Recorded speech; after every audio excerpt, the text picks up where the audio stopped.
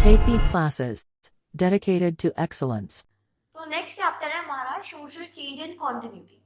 ठीक है, पहले हेडिंग का मतलब समझते हैं सोशल चेंज होता क्या है। तो basically social stand for the society, right, and changes stand for the modification.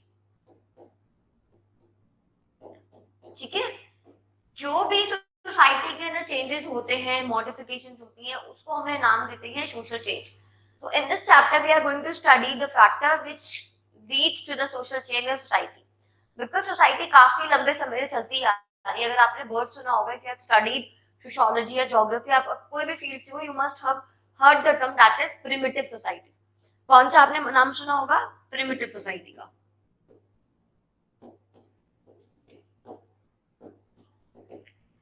Primitive societies होती थी बेटा, इनको ओल्ड भी बोला जाता है, यानी कि अर्ली भी बोला जाता है, इनको बहुत पहले सोसाइटीज होती थी। तो पहले से और आज में बहुत सारा चेंज आया है, बहुत सारे डेवलपमेंट्स हुई है, बहुत सारी मॉडिफिकेशंस हुई है। तो उन सबको हम इस चैप्टर में पढ़ते हैं। ठीक है, तो यानी कि सोसाइटी बहुत लंबे समय से चलते आ रहा है। अगर मैं बात करूं हमारे कॉन्स्टिट्यूशन की, तो कॉन्स्टिट्यूशन भी हमारा 1950 में बनके 1950 में इम्प्लीमेंट हो गया था, बनके तैयार तो 1949 में हुआ था। तो उससे आज तक भी इतने सारे अमेंडमेंट्स आ चुके हैं कॉन्स्टिट्यूशन में। तो सोसाइटी में भी चेंजेस आते हैं, क्योंकि सोसाइटी में पहले वेस्टर्निज्म नहीं था, मॉडर्नाइजेशन नहीं था, लड़कियों को घर से बाहर निकलना अलाउड नहीं था, है ना। प्लस और क्या नहीं था, पर्दा सिस्टम था, सती प्रथा था, विडो रिमैरिज नहीं कर सकती थी। तो ये तरीके के बहुत सारे जो एविल्स थे वो सोसाइटी के अंदर थे। अब इनको रिमूव कर दिया गया है। तो अब उससे रिमूवल से एक चेंज आया है, इसको बोलते हैं मॉडिफिकेशन। तो जब भी सोसाइटी में कोई भी चेंज होता है उसको हम बोलते हैं सोशल चेंज। अब कंटिन्यूटी का बेसिकली मतलब है बेटा, सोशल चेंज क्या है? ये लाइफ लॉन्ग प्रोसेस है। जब तक सोसाइटी चलेगी, जब तक क्या होगा, चेंजेस होते ही रहेंगे। अगर आने वाले 100 साल तक सोसाइटी चलेगी तब भी चेंजेस होंगे, आने वाले 200 साल तक सोसाइटी चलेगी तब भी चेंजेस होंगे। ठीक है, अब एक और आता है, हम डेमोक्रेसी के बारे में पढ़ते हैं। डेमोक्रेसी में होता है डायरेक्ट डेमोक्रेसी, एक होता है इनडायरेक्ट। इसको हम रिप्रेजेंटेटिव का भी नाम देते हैं। हमारे इंडिया में इनडायरेक्ट डेमोक्रेसी है। ठीक है, now what happen is in indirect democracy में क्या होता है, इसमें मैं पहले डायरेक्ट समझते हैं। डायरेक्ट डेमोक्रेसी में क्या होगा, मैंने डायरेक्टली मोदी को इलेक्ट कर दिया, that is known as direct democracy. But अब इनडायरेक्ट क्या होगा, जब हम घुमा फिरा के मोदी को इलेक्ट करते हैं। अब आपने सुना होगा, पहले आप एमएलए को चूज करोगे, एमएलए को चूज करने के बाद इंडियन पार्लियामेंट में क्या होगा, इंडियन पार्लियामेंट में उस मेजोरिटी ऑफ द पार्टी के बंदे बैठे होंगे कि हाँ भाई, फॉर एग्जाम्पल मैं समझाती हूँ। ये इंडिया है, इंडिया में 6 स्टेट्स हैं। मैंने डायरेक्टली हेड को इलेक्ट कर लिया, मोदी को मैंने इलेक्ट कर लिया डायरेक्टली, यानी कि मैं गई, मैंने मोदी पे सिलेक्शन किया कि आई वांट हिम, कि भाई हमारे प्राइम मिनिस्टर, इंडिया का प्राइम मिनिस्टर बने। That is indirect democracy. Direct democracy, indirect और रिप्रेजेंटेटिव डेमोक्रेसी में क्या होता है बेटा, रिप्रेजेंटेटिव का as the name suggest, representative democracy means representative, यानी कि लोग अपने रिप्रेजेंटेटिव को खड़ा करते हैं ताकि वो on the behalf of us, हमारे बिहाफ पे सोसाइटी को चला सके, कोई रूल मेकिंग कर सके, डिसीजन मेकिंग कर सके। ठीक है, तो इनडायरेक्ट डेमोक्रेसी में क्या हो गया, आई इलेक्ट मोदी। ठीक है, डायरेक्टली मैं गई और मैं इलेक्शन बूथ पे गई, मैंने मोदी जी के ऊपर स्टैंप लगा that I want him to be a prime minister. But on the other hand, what is indirect democracy? Indirect democracy का मतलब क्या हो गया, या रिप्रेजेंटेटिव डेमोक्रेसी। रिप्रेजेंटेटिव का मतलब क्या हो गया, रिप्रेजेंटेटिव। तो यानी कि मेरे बिहाफ पे कोई खड़ा होके इलेक्शंस को कंटेस्ट करे और कोई कोई इलेक्शन में जीत के रूल मेकिंग करे। तो इनडायरेक्ट में क्या होगा, पहले मैंने 4 बंदों के, इन 4 स्टेट्स के सीएम को, मतलब इन 4 स्टेट्स में मैंने छोटे छोटे एमएलए को इलेक्ट कर दिया। एमएलए को इलेक्ट करने के बाद ये सारे एमएलए जो जीत गए एमएलए, वो सीएम इलेक्ट करते हैं। अब सीएम इलेक्ट होने के पार्लियामेंट जब लेजिस्लेचर बैठती है तो लेजिस्लेचर में डिबेट्स होते हैं भाई, सबसे ज्यादा मेजोरिटी मेजोरिटी में गवर्नमेंट किसकी बनी है सारी स्टेट्स में, तो नाम आता है बीजेपी का, देन बीजेपी विल विन, यानी कि बीजेपी का जो लीडर है वो बन जाएगा क्या नाम है आपका प्राइम मिनिस्टर। इसको कहते हैं इनडायरेक्ट। इसमें हम डायरेक्टली किसको इलेक्ट नहीं करते, पहले मैंने एमएलए को किया, मैंने सीएम को किया, सीएम ने फर्दर किसी को किया, ये होती है इनडायरेक्ट डेमोक्रेसी। तो आई होप ही आप लोगों को आ गई होगी, ठीक है।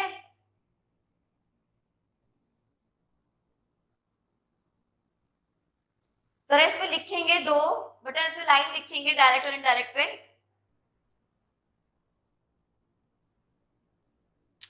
Direct democracy is the purest form of democracy. Direct democracy is the purest form of democracy, ठीक है। लिखेंगे सारे के सारे बच्चे, here all the member directly participate in policy making. Here all the member are directly participating in the policy making,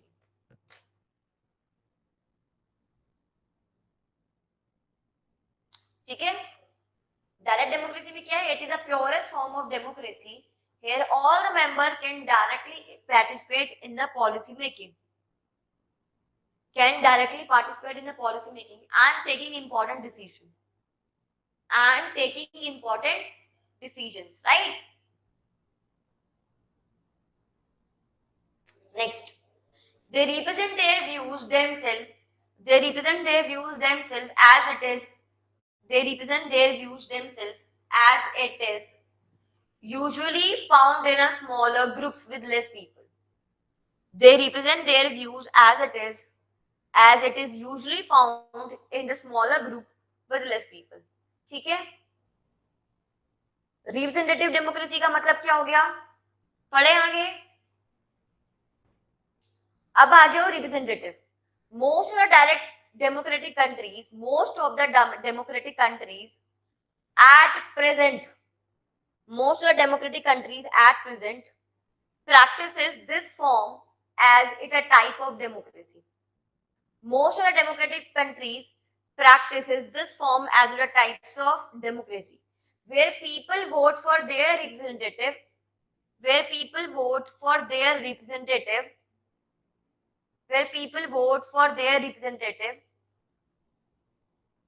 who then vote on policy initiative,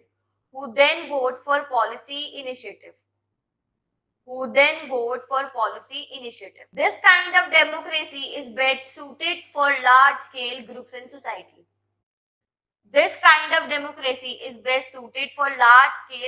society. ठीक, चले हम नेक्स्ट जाने। अब जानते हैं इंडियन कॉन्स्टिट्यूशन के बारे में।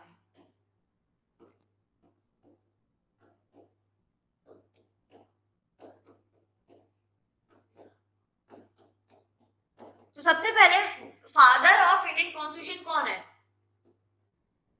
क्वेश्चन आता है डायरेक्टली यहां से। फादर है डॉक्टर भीमराव अंबेडकर,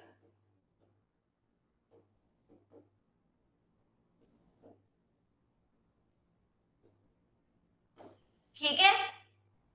कॉन्स्टिट्यूशन को बनने के लिए इट टुक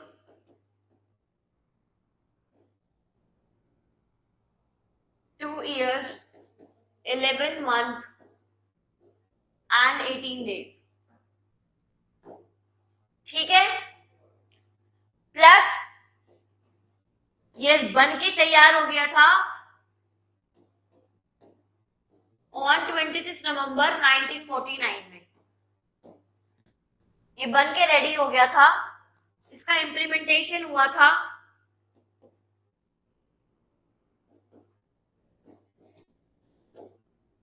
26 जनवरी 1950, यानी कि आपने अपने कपड़े सिलवा के रख लिए 26 नवंबर 1949 को, आपने पहने उनको है अपने भाई वगैरह की शादी में, दैट इज 26 जनवरी 1950, ठीक है।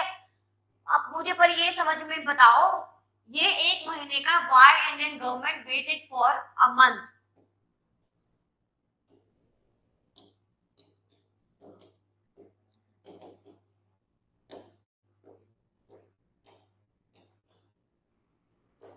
क्यों एक महीना लिया इंडियन गवर्नमेंट ने, क्योंकि एक था पूर्ण स्वराज, इसको लिखेंगे सारे के सारे बच्चे। एक था पूर्ण Swaraj,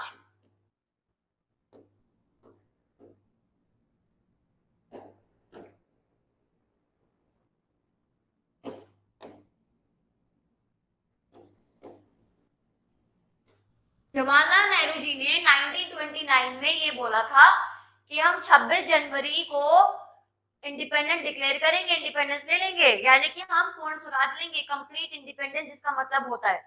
but due to some of the reason independence लेना वाज नॉट पॉसिबल। तो in order to memorize the date of 26 January, जिसको हम सेलिब्रेट करते हैं एज अ रिपब्लिक डे, तो in order to memorize the 26 January का डेट हमने constitution को 26 जनवरी को इंप्लीमेंट किया। That's why Indian government waited for a month to implement the constitution of India. Please इसको लिखेंगे सारे के सारे बच्चे। I will check whenever you come. Directive principle of state policy, DPSP क्या होती है? Directive principle state policy.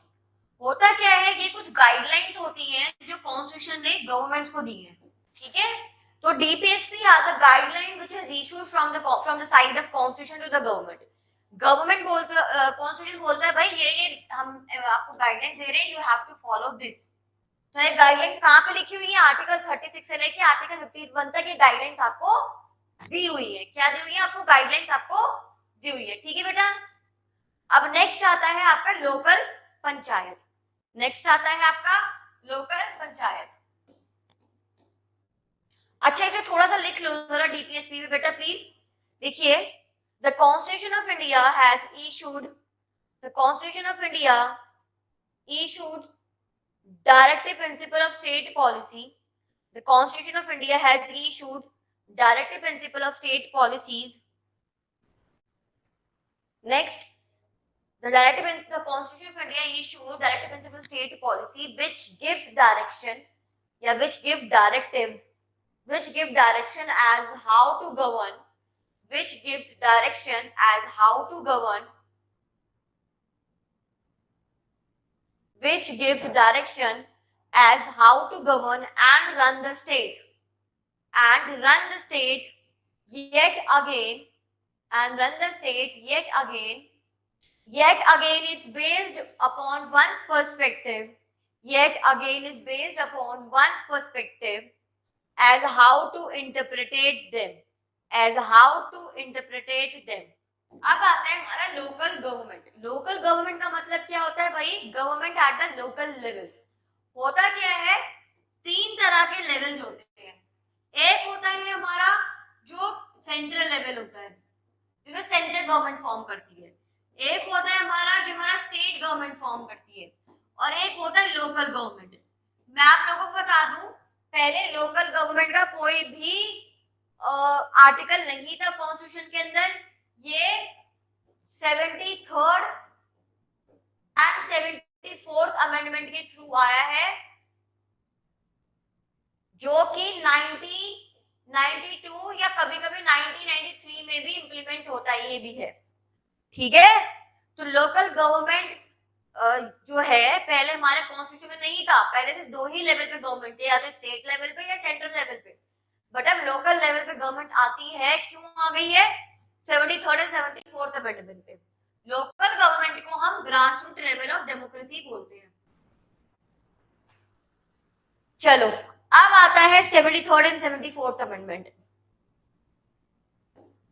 73rd amendment for rural government, rural level पे, ठीक है। यानी कि इसको बोलते हैं पंचायती राज इंस्टीट्यूशन।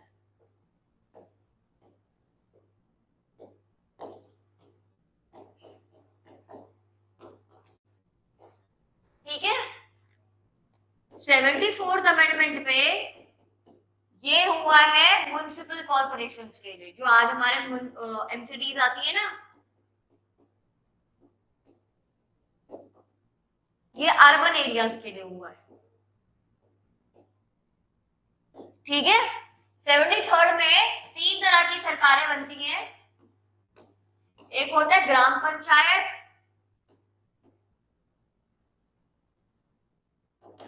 एक होता है ब्लॉक मंडल, हम इसको ब्लॉक समिति के नाम से भी जानते हैं। एक होता है जिला परिषद।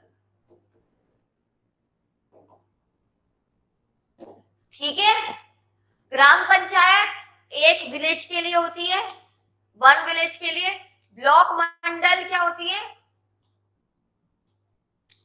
ब्लॉक मंडल होता है फॉर एग्जांपल 10 एक गांव के अंदर 10 और जिले 10 और एरियाज आते हैं, तो पांच एरियाज को बोल दिया हमने ब्लॉक मंडल, और सारे गांवों को मिला के एक एरिया के अंदर जितने भी गांव आते हैं उनको बोलते हैं जिला परिषद, यानी कि डिस्ट्रिक्ट लेवल। ठीक है। ग्राम पंचायत एक गांव, ब्लॉक मंडल गांव को आधे आधे पार्ट्स में डिवाइड कर दो, तो ग्रुप ऑफ गांव, फॉर एग्जांपल 10 गांव है तो 5 गांव को ब्लॉक मंडल बोला, फिर दूसरे 5 को ब्लॉक मंडल बोला। ठीक है। फिर जिला परिषद एक टेरिटरी के अंदर जितने भी गांव है उनको बोलते हैं हम क्या? जिला परिषद। ठीक है। 73rd अमेंडमेंट ये रहा आपका। एक और आता है मेन सोर्सेज ऑफ रेवेन्यू, यानी कि लोकल गवर्नमेंट चढ़ाने के लिए पैसा कहां से आता है? ऑब्वियसली बात है हम टैक्स ही लेंगे, बट टैक्स कौन सा? Tax imposed on property, rentals, ठीक है, एनिमल्स, इनकम, जितना भी टैक्स आता है वो लोकल गवर्नमेंट की तरफ से लोकल गवर्नमेंट पे किया जाता है यूज। ठीक है। नेक्स्ट और है ग्रांट्स या फंड्स।